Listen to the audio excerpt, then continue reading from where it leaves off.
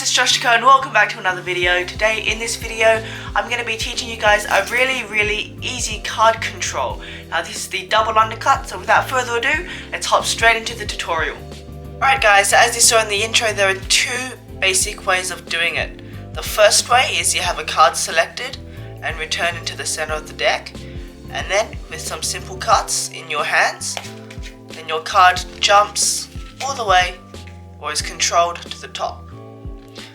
Now the second way is the tabled method, which is the one which requires a table to do.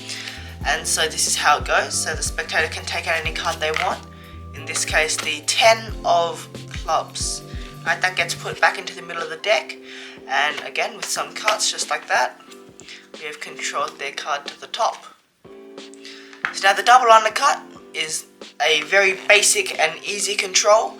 However, it can be used very well together with some false cuts. So if you want to learn a false cut, go ahead and click in the top right hand corner of the video and there's a quick video on a false cut. Alright guys, so here's the tutorial on the double undercut.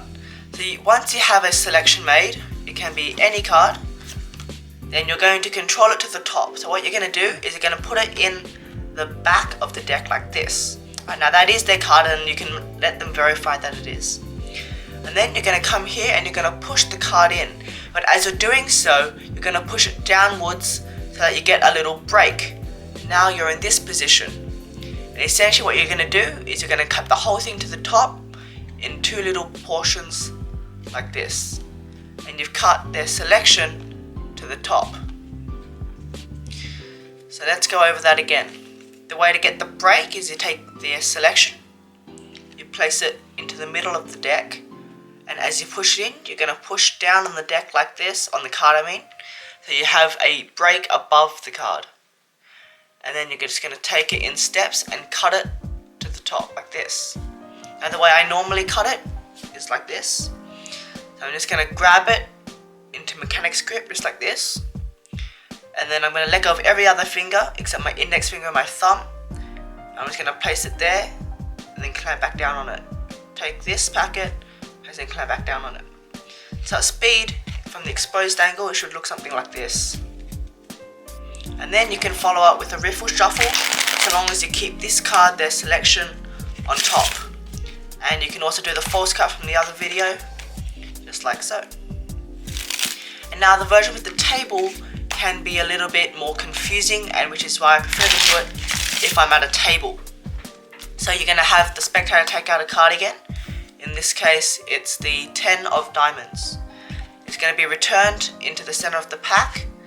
And now with a few basic cuts like this, now you can swing cut these cards again and just kind of cut them as many times as you want, and you've controlled their selection to the top.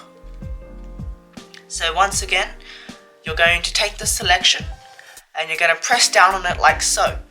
That way you have a break above the card. And now instead of cutting the bottom to the top, you're going to cut the top to the bottom. So you're going to hold a break on it with your pinky like this. And you're just going to take small packets off the top and place them on the table like this. And then eventually you're going to get to the packet where your pinky is, and you're just going to take the whole thing and put it on top.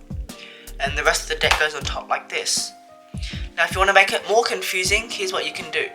Once you have the selection, you've cut it, I don't know, somewhere into the middle of the deck, you're going to lift up the entire packet. You can give it some more swing cuts, like this. You can put a little bit down, do some more small swing cuts. You can do another one if you want to, put the whole thing down, square everything up.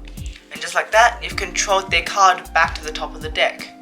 So yeah, that's basically the two double undercut controls. So the one which is just you can use for street magic, or if you're standing up when there's not a table, you can do a riffle shuffle afterwards and some false cuts like so.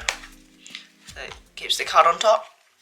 And the second one is if you're at a table, which is really nice to do, just like so. You can even just cut it again like that and just keep cutting it like that, so it makes it really confusing.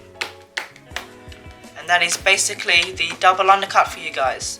Now there's one more thing. If you want to control the card to the bottom, when you put the selection, let's just take this card. When you put the selection in, rather than pressing down on it like this, you're going to pull up on it like this. And so now you have the break under the card.